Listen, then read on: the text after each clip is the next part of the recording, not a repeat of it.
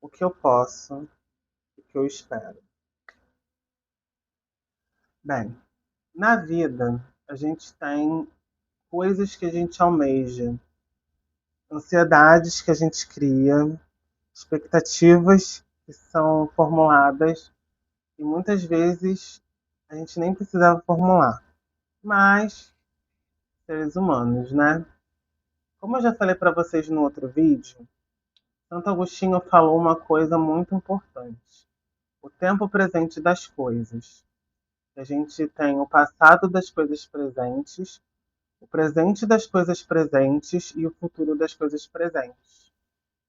Muitas das vezes a realidade, dura como ela é, na sua concretude, né, na forma material que ela existe, ela é muito pesarosa. E a gente vê isso principalmente quando a gente resgata a história.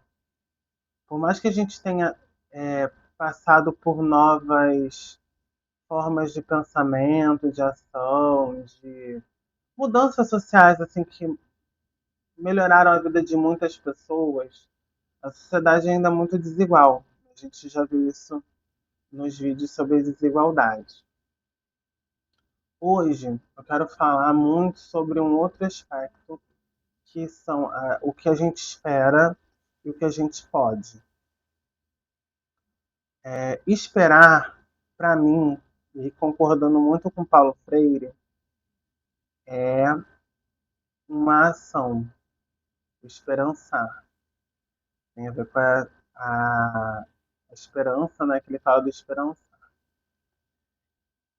E eu faço, a partir de uma atitude ativa, com que a esperança ela aconteça. Eu não estou aqui parado, por exemplo, esperando que as coisas aconteçam, né? Não no sentido, aquele sentido que eu acho muito, vai lá, trabalha. Mas a gente tem que fazer algo para que esse algo aconteça. Eu só pude pensar em virar criador de conteúdo começando. Esse já deve ser meu 22º vídeo. Então, eu tive que tomar uma atitude para pensar em mudar algo. Sendo que eu não vou mudar o mundo inteiro, apesar que eu gostaria. E não é mudar no sentido de mudar nos meus termos, mas assim, as pessoas terem mais amor, a gente conseguir um pouco mais de serenidade, as pessoas terem menos ansiedade. São coisas assim que eu acho que, no aspecto geral, todo mundo sairia ganhando. Eu espero, eu acho, eu não tenho certeza. Mas veja só, tem aquilo que eu espero e tem aquilo que eu posso. E o poder também é limitado. O que a gente pode é sempre uma certa possibilidade dentre várias que podem existir. E aí vou pegar um conceito do Gilberto Velho que se chama campos de possibilidades. Ó, vamos ver aqui, Ju. Ele pode ser mais aberto ou mais fechado. Vai depender do que a gente está falando e das possibilidades efetivas, né? Isso implica em muito naquilo que eu estava falando no vídeo anterior, né? De um dos limitantes, que é a questão financeira. Isso significa que eu não posso sonhar? Não. Mas que eu posso sonhar de uma forma diferente. E ainda assim limitada dentro das possibilidades. Só que veja, assim como eu disse no vídeo anterior, a gente tem aquilo que a gente sonha, a realidade dura e o possível. Eu fico muito assim agoniado com o ano novo e as pessoas com aquelas metas super esdrúxulas. Eu estava até escrevendo isso no meu diário.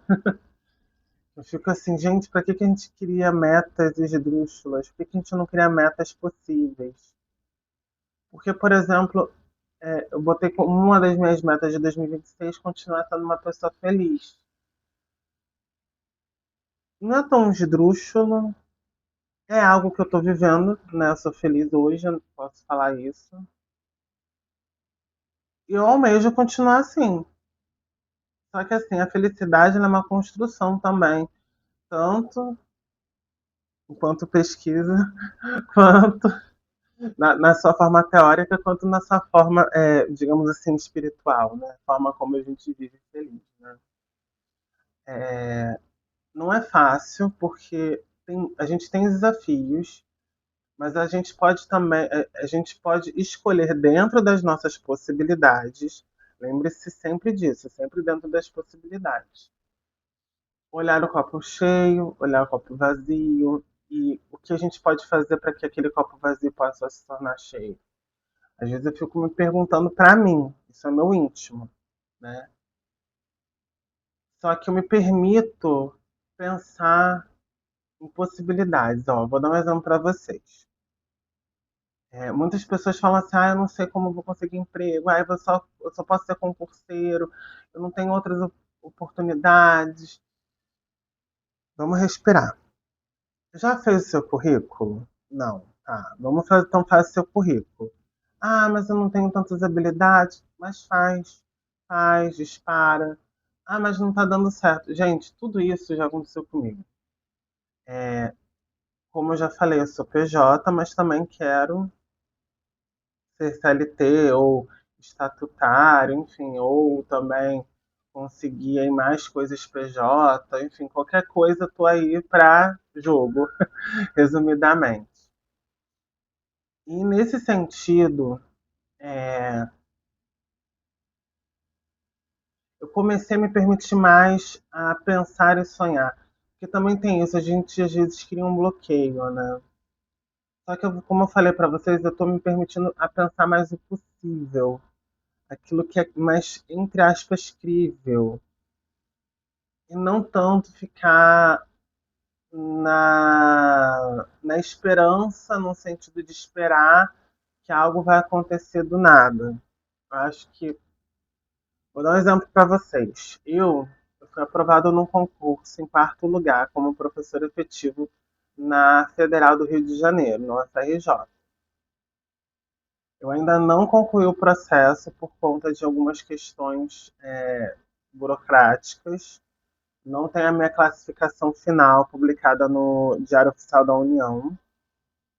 Mas assim que concluir, vai ter lá meu quarto lugar. Isso significa que eu vou parar tudo para esperar que eu seja convocado? Não, eu vou continuar fazendo o meu. E nesse sentido, eu acho muito importante que a gente reflita sobre a importância de se permitir sonhar, mas também de se permitir viver e de tornar os sonhos possíveis. Quando eu falo que, para mim, os sonhos representam o futuro próximo, é porque eu acredito piamente que eu sou capaz de estender o meu sonho como uma realidade, né? Eu tenho alguns sonhos que eu não vou falar.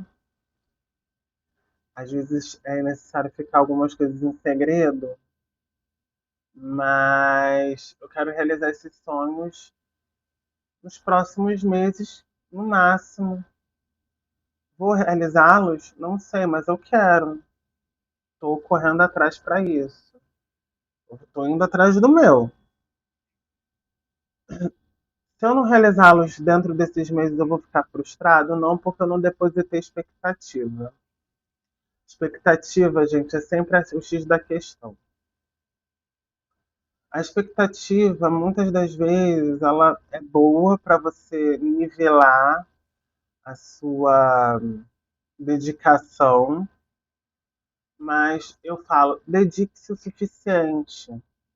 A gente sabe quando a gente está aficionado, fixado com algo, né? A gente está querendo muito aquela coisa, quando na verdade a gente às vezes pode até se cegar de outras possibilidades daquela possibilidade. Vou dar um exemplo para vocês. Eu passei naquele processo seletivo que eu comentei, acho que na série de vídeos anterior. E eu tinha ficado muito chateado de não ter ficado em primeiro. Eu pensei que eu ia conseguir manter a primeira posição até o final. Só que veja, eu fui chamado mesmo assim.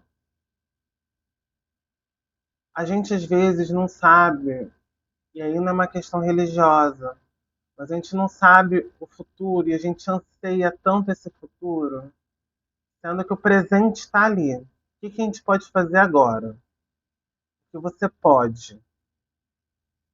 Sabe o que você pode? Me diz aí nos comentários. E o que você espera? Beleza, já colocou?